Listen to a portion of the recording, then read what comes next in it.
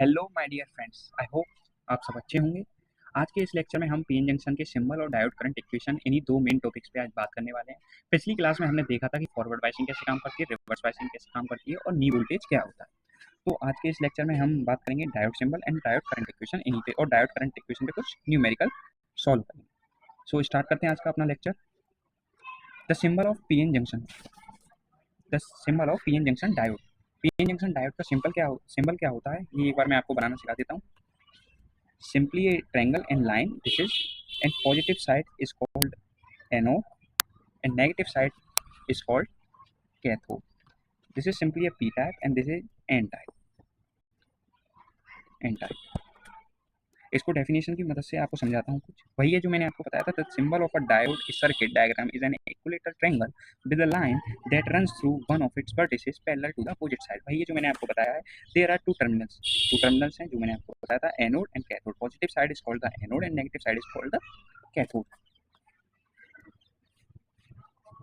अगर हम PN junction diode को बैटरी के साथ कनेक्ट करते हैं तब क्या होगा। अगर हमने पीएन जंक्शन डायोड को एनोड साइड को बैटरी के पॉजिटिव टर्मिनल से कनेक्ट किया तो ये बनाता है फॉरवर्ड बायसिंग। अगर हमने पीएन जंक्शन डायोड के एनोड साइड को बैटरी के नेगेटिव टर्मिनल से कनेक्ट किया तो ये बनाता है रिवर्स बायसिंग। सिंपली आप इतना समझिए कि अगर हमने पीएन जंक्शन डायोड के एनोड साइड को बैटरी के पॉजिटिव से कनेक्ट कर दिया तो ये बनाएगा फॉरवर्ड बायसिंग। और इसी जगह अगर हमने डायोड के सिंबल को एनोड साइड को बैटरी के नेगेटिव से कनेक्ट कर दिया तो ये बनाएगा रिवर्स बायसिंग। ये simply P type and this is an type. आगे मैं आपको और अच्छे से समझाऊंगा। आप बस इस सिंबल को याद रखिए कि अगर anode diode PN junction diode का सिंबल अगर हमने एनोड साइड बैटरी के नेगेटिव टर्मिनल से कनेक्ट किया तो रिवर्स हो जाएगा, और अगर पॉजिटिव टर्मिनल से कनेक्ट किया एनोड साइड तो वो फॉरवर्ड बायसिंग हो जाएगा। आगे देखते हैं। अब आता है डायोड करंट इक्वेशन। ये एक बहुत इंपॉर्टेंट इक्वेशन है, इसको आप याद रखेंगे। ये कैसे है मैं आपको बताता हूँ। इसको छोड़िए, मैं आपको बताता हूँ। I D is equals to I not bracket exponential B upon eta B T minus 1 bracket close. This is a diode current equation. अब ये डायोड करंट इक्वेशन आपको मिली कहाँ से। जब हमने एक ग्राफ देखा था जिसे बी आई कर्व कहा था, ये बी आई कर्व था, यहाँ था आपका आई करंट, यहाँ वोल्टेज विद रेस्पेक्ट,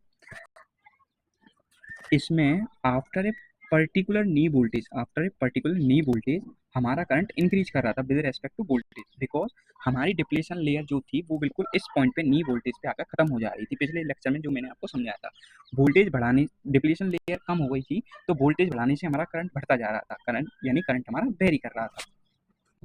इसी को समझने के लिए, वोल्टेज एंड करंट में रिलेशन समझने के लिए हम देखते हैं diode current equation. Diode current equation voltage and current में रिलेशन देखने के लिए इस इक्वेशन का यूज करते हैं। इसकी डेफिनेशन लिखी हुई है। The diode current equation expresses the relation between current flowing through the diode of a function of a voltage applied across it.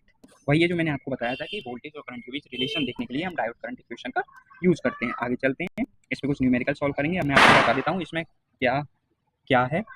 I D is the current flowing through the diode and I naught is the reverse saturation current at room temperature. Room temperature माना है 300 degree kelvin.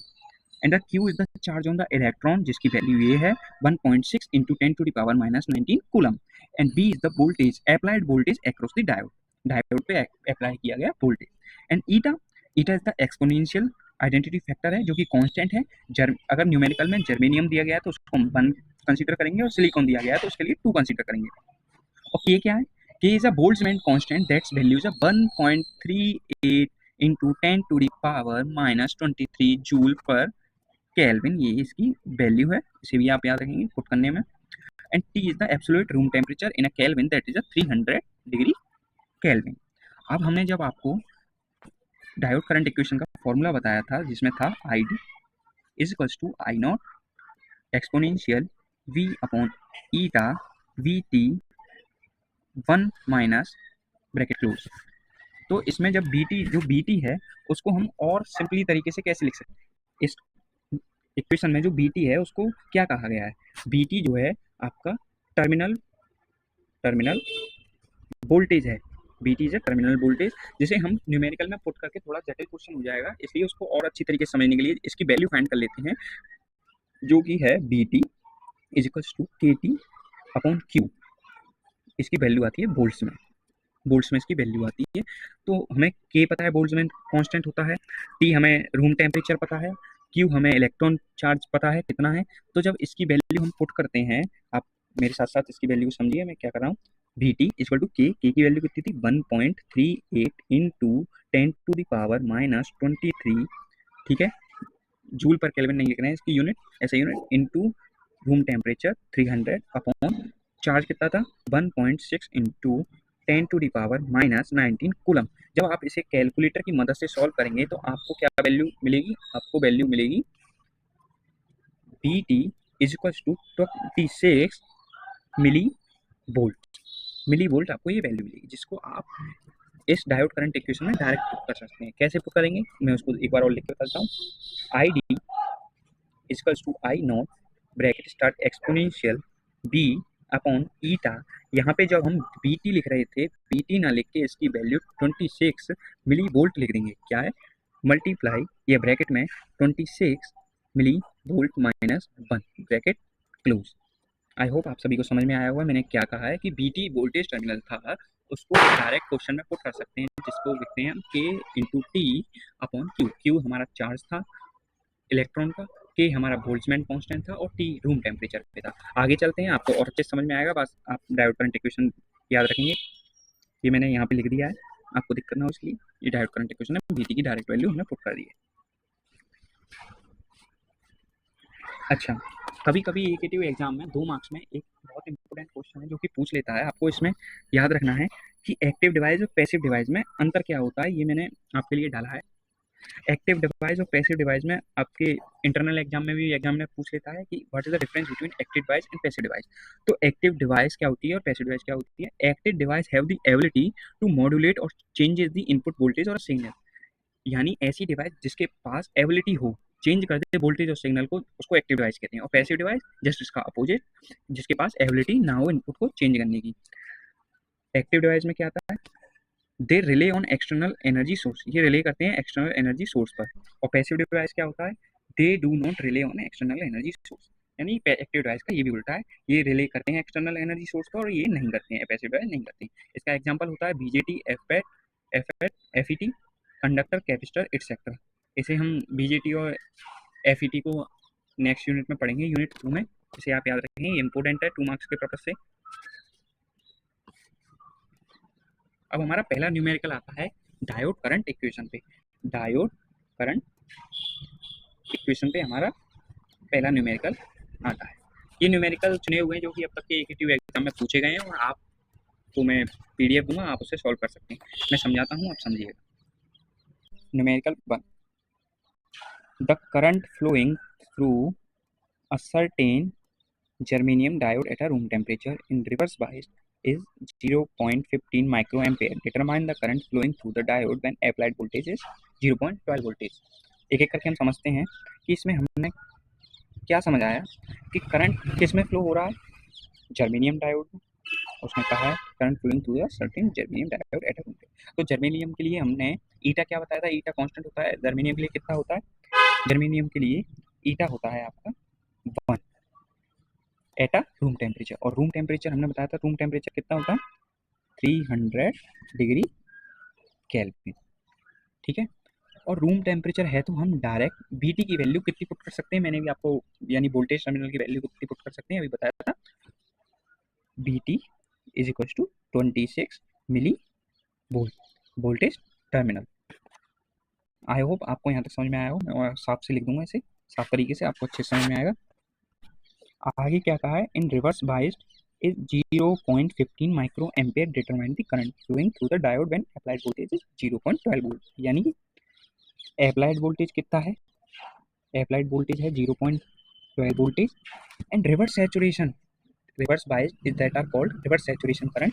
यानी I not को तुमने reverse saturation current बताया था 0.15 micro ampere दिया गया है, ठीक है। अब हमें सब चीज़ की वैल्यू पता पड़ गई है। हमें पता पड़ गई है कि ईटा की वैल्यू जर्मेनियम के लिए क्या है, रूम टेम्परेचर क्या है, बीटी टर्मिनल वोल्टेज क्या है, 26 मेगा वोल्ट है, और रिवर्स सैचुरेशन करंट कितना है, वोल्टेज अप्लाइड कितना है। तो अब हम इसकी मदद से करंट पता कर सकते हैं कि डायोड में करंट कितना फ्लो हो रहा है। देखते हैं। सबसे पहले equation I D I naught exponential B eta 26 mega volt minus 1 bracket close, ये इसका फॉर्मूला हो गया। अब इसमें हम एक एक करके पुट करते जाएंगे वैल्यू, और इस तरीके के डायोड इक्वेशंस को एक एग्जाम में सॉल्व करने के लिए आप कैलकुलेटर का यूज कीजिएगा। तो I D equals to I naught हमारे पास कितना है, माइक्रो एम्पेयर में, इसकी यूनिट को कन्वर्ट करेंगे तो 0.15 into 10⁻⁻⁶ bracket start exponential B की वैल्यू है हमारे पास applied voltage 0.12 upon eta, eta कितना है 1, और ये हमारे पास है 26 इंटू 10⁻³ - 1। ठीक है। जब आप इसे कैलकुलेटर की मदद से सॉल्व करेंगे तो आपको इसका आंसर मिलेगा, चलो मैं पूरा सॉल्व करके बता देता हूँ। तो इसका आंसर आपको मिलेगा 0.15 upon 10⁻⁶ bracket start exponential 120 upon 26 minus 1। जब आप इसको सॉल्व करेंगे तो आपको मिलेगा, सॉल्व करने के बाद कैलकुलेटर से 15 माइक्रो एम्पेयर। अगर आपका आंसर इस आंसर से मैच हो रहा है तो आपका करंट फ्लोइंग डायोड सही है एकदम। जब हमने अप्लाइड वोल्टेज कितना लगाया था 0.12 वोल्टेज, तो करंट फ्लो निकल के आया हमारा 15 माइक्रो एम्पेयर। ओके, आई होप आप समझ चुके होंगे, आपको पीडीएफ मिल जाएगी। अब देखते हैं न्यूमेरिकल 2। इसमें क्या कहा गया है, a germanium diode carries a current of 1 milli ampere at a room temperature when a forward bias is applied voltage estimate reverse saturation current. अब की बार रिवर्स सैचुरेशन करंट निकालना है, डायोड से करंट कितना फ्लो हो रहा है वो दिया हुआ है, रूम टेम्परेचर है तो 300 डिग्री केल्विन है, हमारे पास फॉरवर्ड बायस का अप्लाइड वोल्टेज है, और हम बीटी हम जानते हैं, बीटी पर टर्मिनल वोल्टेज निकालेंगे जो कि हमारे पास है 26 मिली वोल्ट। इसमें आप जब वैल्यू पुट करेंगे, मैं आपको बता देता हूँ तो आपको क्या आंसर मिलेगा। और सबसे पहले आपको गिवन लिखना है। गिवन क्या क्या है, गिवन मैंने बताया जर्मेनियम है, तो ईटा की वैल्यू कितनी हो गई, इसकी 1 हो गई। करंट कितना जा रहा है, करंट आईडी इसमें 1 है। Room temperature T is the 300 degree kelvin. Applied voltage कितना है फॉरवर्ड वाइज के लिए, P T is 0.15 voltage, and I not, second, I not हमें फाइंड करना है। तो सबसे पहले हम किसी भी क्वेश्चन को सॉल्व करने से पहले उसका फॉर्मूला लिखते हैं ताकि कुछ छूट ना जाए। I D is equal to I naught X bracket start exponential B upon eta B T minus 1 bracket close. I D दिया हुआ है हमें, आई डी कितना दिया हुआ है 1 माइक्रो एम्पेयर, और आई नॉट हमें फाइंड करना है एक्सपोनेंशियल की पावर में, वोल्टेज है हमारे पास 0.15 वोल्टेज, एंड ईटा हम कांस्टेंट है 1 है, V T is 26 millivolt minus 1। जब आपको ऐसे आप इसे सॉल्व करेंगे तो आपको आंसर मिलेगा 3.13 micro ampere reverse saturation current. आई होप आपको समझ में आया होगा। मैं वैल्यू सारी एक बार ढंग से पुट करके बता देता हूँ आपको। I D I naught exponential B upon eta B T minus 1। I D हमारे पास कितना है, एक सेकेंड, आई डी हमारे पास 1, एक सेकेंड में देख लेता हूँ वैल्यू क्या है। आई डी की वैल्यू है 1, आई नॉट हमें फाइंड करना है, एक्सपोनेंशियल है हमारा 0.15, ईटा की वैल्यू 1 है, और terminal voltage 26 into 10⁻⁻³ bracket close. जब इसे सबको इधर ले जाएंगे, आई नॉट को इधर ले जाएंगे, 1/1000 मल्टीप्लाई 1/39029। आप इसे आगे कैलकुलेटर से सॉल्व करेंगे तो आपको वही आंसर मिलेगा जो मैंने अभी आपको लिख के बताया था। I not reverse saturation current is you will get 3.13 micro ampere. अगर आपका आंसर इससे मैच कर रहा है तो आपका न्यूमेरिकल एकदम सही है। आगे चलते हैं। बस आज के लिए इतना ही था, 2 न्यूमेरिकल रखे थे, ज़्यादा बड़ा लेक्चर हो जाता। आई होप आप सभी को समझ में आया होगा। आप साथ ही साथ रिवाइज करते रहिए, आपके इंटरनल एग्जाम नेक्स्ट मंथ में आने वाले होंगे जिसमें यूनिट 1 ही पूछा जाएगा। हम टाइम से सब चीज़ कवर करेंगे। Thank you for watching, subscribe and press the bell icon.